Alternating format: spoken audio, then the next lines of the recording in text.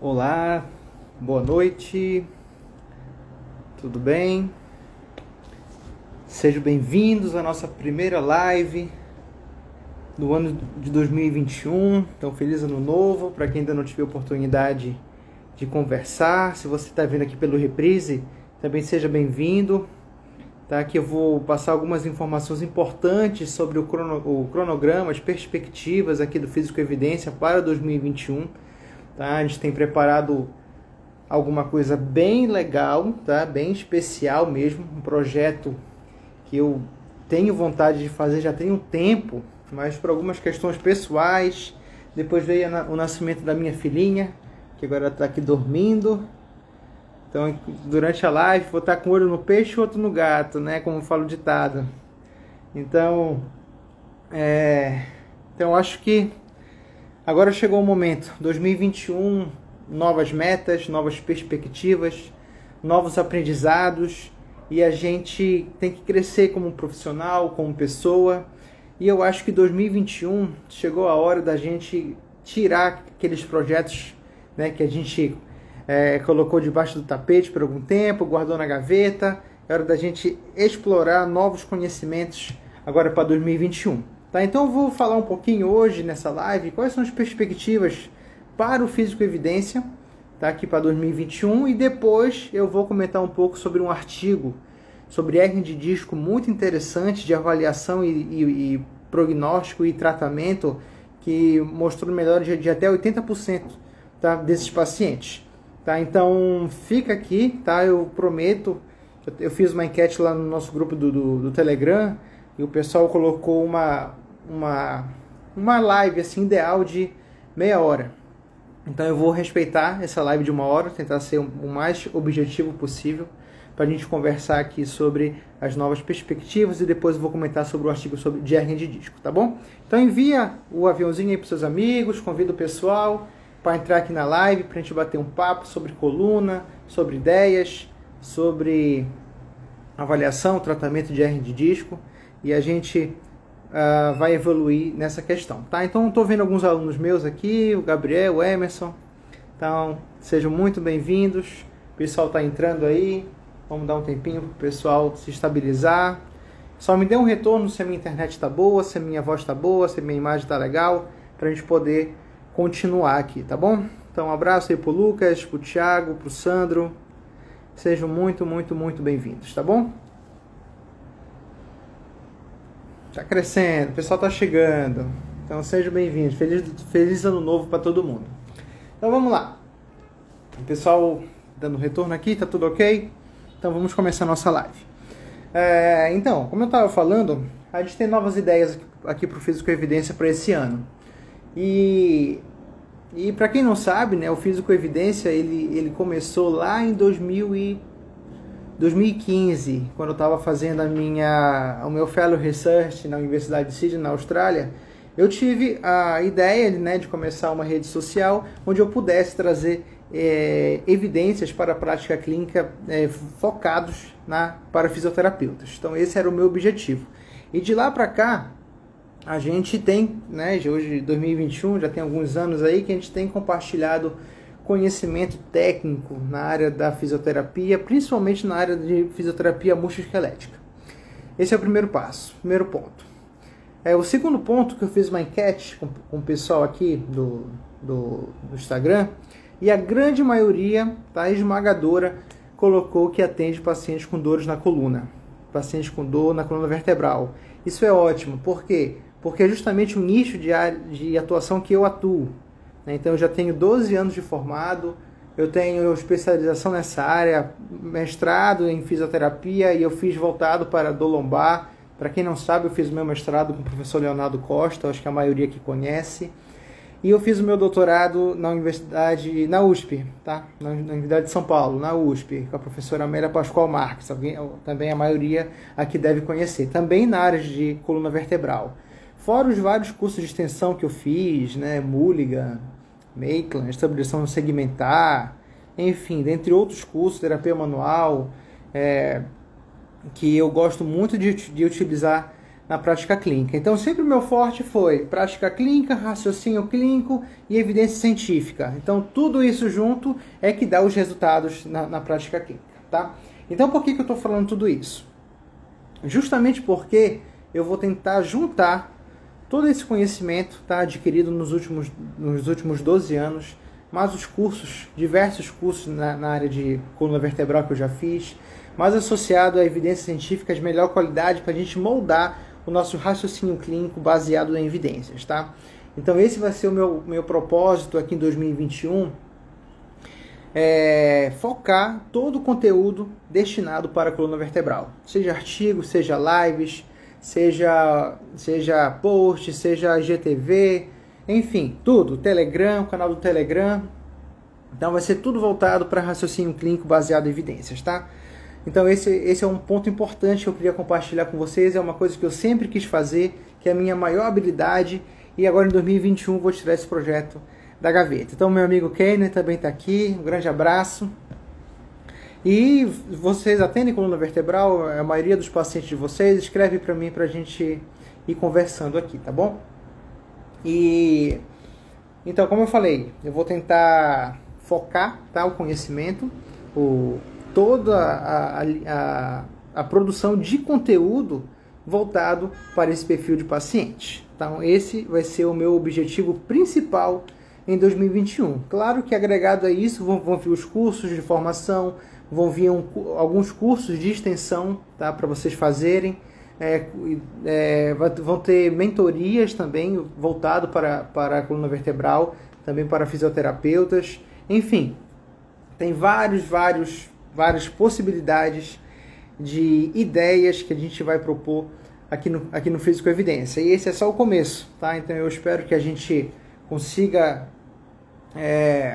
trazer grandes resultados para a prática clínica dentro desse novo projeto que a gente está se propondo a fazer aqui no Físico Evidência agora em 2021. Tudo bem? Olha, Carol. Tudo bem, Carol? Seja bem-vinda. Então essa é a minha ideia, tá, para 2021. Essa live vai ficar salva. Se você estiver assistindo depois, coloca aqui nos comentários se também coluna vertebral é a grande quantidade de pacientes que você atende na sua prática clínica. Então, objetivos compartilhados para 2021. Agora vamos falar sobre o artigo de hérnia de disco, tá? Então, como eu falei, eu quero fazer essa live no máximo em meia hora, que é o tempo que todo mundo consegue reter a atenção, consegue ficar focado, para a gente não perder a linha de raciocínio. E eu acredito também que meia hora é um tempo ideal, assim, fundamental, para a gente poder compartilhar conhecimento aqui, utilizando as lives do Instagram. Ok? Então deixa eu mostrar para vocês o artigo que a gente vai conversar hoje. Esse aqui. Tá, esse artigo eu estava estudando ele. Eu estava estudando esse artigo hoje à tarde e ele me chamou muito a atenção. Ele é um artigo muito interessante, tá? Que ele coloca uma abordagem não cirúrgica no manejo de pacientes com dor lombar, com radiculopatia lombar devido a uma hérnia de disco. Ok? Então esse é o título do artigo. Ele foi publicado, deixa eu ver aqui qual foi a revista. Cadê? Aqui, Journal of Manipulative and Physiological Therapy, é uma revista de impacto interessante, publicada no ano de 2009.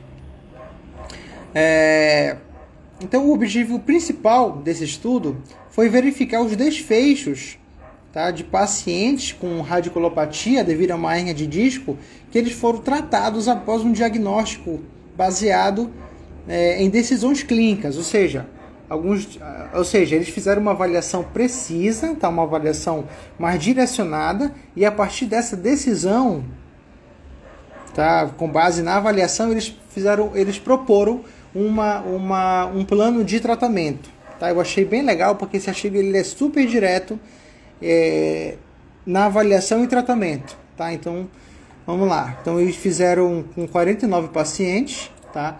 Esse artigo. E eles observaram que após essa avaliação detalhada, eles encontraram melhora clínica de 79% para dor e 73% para incapacidade funcional. Ou seja, fantástico, né? Você fazer um tratamento onde ele consegue ter 79% de melhora para dor e 73% para incapacidade funcional, é um resultado realmente fantástico. Então, o que foi que ele fez? Então, os critérios de inclusão desse estudo, eles realmente pegaram pacientes com dor lombar com ou sem radiação. Não, desculpa, pacientes com dor lombar, ok? Que eles tinham uma hernia de disco associada e que essa hernia de disco ela era confirmada através de exame de imagem, tanto a ressonância magnética quanto a tomografia computadorizada. E eles tinham os testes neurodinâmicos positivos, tá? onde esses testes eles reproduziam a dor na perna, ou seja, a radiculopatia. E esses testes a gente sabe que é o teste de Lazeg e o teste de Slump, ok? Então, esses testes a gente pode depois marcar para conversar um pouco mais sobre eles. A gente vai tentar bolar um raciocínio clínico baseado em evidências para a gente saber exatamente quando que o teste é positivo, utilizando o Lazeg e o Slump test, tá? Mas por hora a gente fica que os pacientes eles foram testados por ressonância magnética e eles tiveram o teste de Lazeg e Slump positivo. Então, dessa forma, eles confirmaram que esses pacientes realmente tinham uma hernia de disco lombar e que essa hernia de disco lombar ela estava provocando uma dor ciática. Ok? E essa dor ciática ela era proveniente de uma hernia de disco. Tudo bem? Mas o que mais me chamou a atenção nesse artigo, deixa eu baixar aqui um pouco, foi esse fluxograma aqui. Eu achei ele fantástico, fantástico mesmo. Isso daqui que eu quero que vocês prestem bem atenção. Então, olha aqui. Então, realmente eram pacientes que eles tinham dores na coluna, tá? E eles fizeram uma avaliação detalhada e a partir dessa avaliação eles propuseram um plano de tratamento. Como assim? Então, o primeiro teste que eles fizeram foi o teste de sinal de centralização. Ou seja, direção preferencial, né? O Mackenzie fala muito sobre isso. Então, eles verificavam se eles tinham uma preferência mais para flexão ou se eles tinham uma preferência mais para a extensão. Tá? Isso aconteceu comigo recentemente. Então, o paciente ele relatou para mim que ele sentia mais dor quando ele ficava em pé e essa dor aliviava quando ele ficava sentado ou deitado. Ou seja, parece que na extensão a dor intensificava e quando ele sentava, né, mais na posição de flexão, a dor reduzia. Então, o que é que isso me diz? Que parece que esse paciente ele tem uma direção preferencial para flexão, ok? Então, é característica de dores mecânicas, também pode acontecer. E foi assim que esse estudo ele começou a brincar, começou a montar o raciocínio clínico para ver qual era a direção preferencial que o paciente centralizava essa hernia de disco, essa radiculopatia, ok? Então, se o paciente ele tinha uma direção preferencial ou para flexão ou para extensão, eles utilizavam isso como forma de tratamento colocando carga, ok? Então, eles faziam de maneira progressiva o plano de tratamento focado na preferência direcional desse paciente. Caso ele não encontrasse uma direção preferencial, ele verificava a hipomobilidade no segmento. Tá? Vou falar um pouco sobre isso. Então, ele fazia a avaliação AP na coluna vertebral, torácica, lombar e ele verificava a presença de hipomobilidade. Interessante que nesse estudo aqui ele não buscou hipomobilidade de vértebras específicas, ok? Como algumas escolas pregam. Eles verificavam hipomobilidade do segmento. Tá? Então eles não queriam ver qual era a vértebra exatamente que estava hipomóvel, se era L1, L2, se era torácica alta, torácica baixa, não. Eles avaliavam o segmento. Ou avaliavam coluna torácica ou avaliavam coluna lombar. E a partir daí, se eles encontrassem presença de hipomobilidade, eles trabalhavam com a manipulação articular ou então com a mobilização articular. Já tem vários estudos falando sobre a não recomendação da gente utilizar uma avaliação muito específica, ok? E é muito complicado isso, a gente verificar L1, se está rodado, na verdade isso nem existe, né? Mas presença de hipomobilidade em uma vértebra específica, tá? A gente tem que parar com isso. Tá? Isso complica muito a nossa avaliação. É muito mais interessante a gente verificar a presença de rigidez em segmentos do que ficar buscando vértebras específicas com hipomobilidade, ok? Mas nesse caso ele utilizou mobilização ou manipulação para fazer o tratamento. Se o paciente relatasse presença dos testes neurodinâmicos positivos, como por exemplo o SLAMP ou o LASEG, e o paciente estivesse numa fase aguda, ele entrava com os medicamentos, com o anti-inflamatório não esteroide. Okay? Se já fosse um sintoma mais crônico, ele sim trabalhava com mobilização neural, né? Principalmente fazendo uma elevação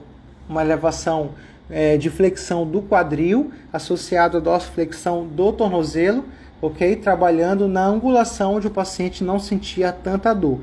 E a partir daí, tá, ele voltava um pouco ele levantava a perna até onde doía, ele reduzia esse grau de flexão, tá, e fazia os testes neurodinâmicos, as mobilizações tanto do nervo ciático quanto do nervo femoral.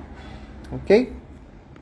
Além disso, ele utilizou também a presença de pontos gatilhos, tá? Uma avaliação do músculo, principalmente de quadrado lombar, glúteo e piriforme, ok? São os 3 músculos que eles verificavam a presença de trigger points para fazer, e se eles identificassem, tá? Através da palpação, eles utilizavam terapia de liberação miofascial. Ok? Então, percebem? Daqui a pouco eu passo para o outro lado. Que para cada tipo de avaliação específica, aqui no caso, eles tinham um plano de tratamento, uma intervenção direcionada para a avaliação. Tá? Por isso que é super, super, mega, hiper importante a gente saber avaliar, né? A gente saber avaliar bem o nosso paciente, a gente ter um raciocínio clínico baseado em evidências. E é justamente isso que a gente vai focar aqui no ano de 2021 no Físico Evidência, ok? A gente aprimorar a nossa forma de raciocínio clínico, tá? A gente sabe que uma boa avaliação, ela sempre vai se transformar num bom plano de tratamento e vai se transformar em resultado clínico para o meu paciente. Se a gente não sabe avaliar, a gente não sabe tratar. Se a gente não sabe avaliar, a gente não gera resultado na prática. Se a gente não gera resultado, depois a culpa é da fisioterapia, né? Então, esse é o nosso foco, tá? É a gente focar na avaliação fisioterapêutica para a gente poder direcionar as nossas estratégias de plano de tratamento. Então, vamos lá. Então, além disso, ele verificou a presença de fatores biopsicossociais, ok? Principalmente a presença de catastrofização da dor, a presença, de sintomas depressivos, ansiedade, tá? Aqui. E também presença de catastrofização, cinesiofobia, utilizou estratégias de coping e ele trabalhava utilizando a atividade gradual e educação em neurociência da dor, ok? E aqui, as formas de aconselhamento, ele recomenda que seja feito com uma equipe multidisciplinar, que a gente encaminhe esse paciente para um psicólogo se a gente encontrar a presença de fatores psicossociais. Além disso, para finalizar, ele fez o teste de instabilidade. Tá? Isso daqui atualmente já é um pouco mais controverso, ok? Mas ele fez. Tá? Ele utilizou o teste de Sorens, que é um teste de instabilidade lombar, e ele identificou se o teste fosse positivo, ele entrava com os exercícios de estabilização segmentar, ok? Bem direto mesmo. Encontrou o teste, entrava com exercício de estabilização. Assim, o que a literatura vem trazendo em relação a isso? Que a gente não pode utilizar unicamente os testes de controle motor para tratar pacientes com dor lombar. Atualmente, a gente utiliza as técnicas multimodais. Tá? Então, é por isso que é importante o fisioterapeuta ter várias ferramentas. Deixa eu voltar aqui para mim. Por isso que é super importante o fisioterapeuta ter várias ferramentas, vários cursos de formação, de extensão, para ele poder utilizar a ferramenta certa no caso certo, ok? Eu não sou a favor de uma única técnica ela ser unânime para qualquer tipo de paciente, para tratar qualquer tipo de dor, tá? Eu sou a favor que a gente tenha várias ferramentas, façam vários cursos, a gente se especializa em várias técnicas e a partir daí, com base no paciente, com base na avaliação, a gente utilizar o recurso específico, tá? Então, lembre-se que quanto mais você estuda, quanto mais você se aprimora, maior vai ser a sua capacidade de resolver problemas do seu paciente. E é só assim que você cresce como fisioterapeuta, gerando resultado na prática clínica. Observe quantos tratamentos ele utilizou aqui. Ele utilizou a direção preferencial, ele utilizou técnicas de manipulação e mobilização, ele utilizou os testes neurodinâmicos de mobilização neural e ele utilizou as técnicas de liberação miofascial. Né? Além disso, ele utilizou educação e neurociência da dor, ele utilizou atividade gradual ou graded exposure, tá? E ele utilizou as técnicas de conselhos. Aqui é mais na área de psicologia que eu prefiro encaminhar para um colega mais competente, ok? Também utilizou exercícios de estabilização, tá? E aqui, se ele encontrasse presença de sintomas centrais, tá? Como, por exemplo, a presença de sensibilização central, ele utilizou técnicas de neurociência da dor mais atividade gradual, ok? Percebe quantas técnicas e a forma de avaliações diferentes esse artigo nos trouxe. Várias. Eu achei esse fluxograma muito legal mesmo, super didático, e ele nos dá um norte, né, de qual técnica utilizar, qual plano de tratamento utilizar, como que eu devo avaliar, o que ele avaliou para ser o mais direto possível na forma de tratar esse paciente, certo? Aqui de novo, ele utilizou técnicas diversas para tratar o paciente com hernia de disco lombar associado com uma radiculopatia. E ele concluiu, aqui ó, ele concluiu que a melhora clínica desse paciente para a dor foi de 79%, ok? Utilizando essa avaliação específica, e uma melhora clinicamente importante de 70% dos pacientes para incapacidade funcional. Ok? Então, fantástica a melhora clínica dos pacientes utilizando técnicas mais específicas. Gostaram desse estudo, gente? Então, eu estava lendo esse estudo aqui hoje, eu achei ele super interessante e eu queria compartilhar com vocês esse paper, né, que eu achei super legal. Super legal. Então, quem tiver interesse nesse estudo, aqui está o título, ok? Mas quem quiser o PDF desse paper, eu vou encaminhar lá no nosso grupo do Telegram, ok? Quem ainda não está lá, só acessar o link da bio, que lá vai ter o grupo do nosso Telegram, clica e você vai ser direcionado para esse grupo, ok? Então, como prometido, meia hora de live, tá? Eu acho que é suficiente para a gente conversar um pouco mais, conversar mais sobre esses assuntos. É um tempo que eu acho interessante para a gente manter a atenção e o nosso foco aqui na live, ok? Então eu não quero ficar falando aqui muita coisa, queria ser mais direto possível para a gente poder aproveitar cada segundo dessa live, ok? Então, obrigado, tá? Você que esteve aqui, eu vou pedir para você tirar um print aqui da tela, tá? Tira um print, tá?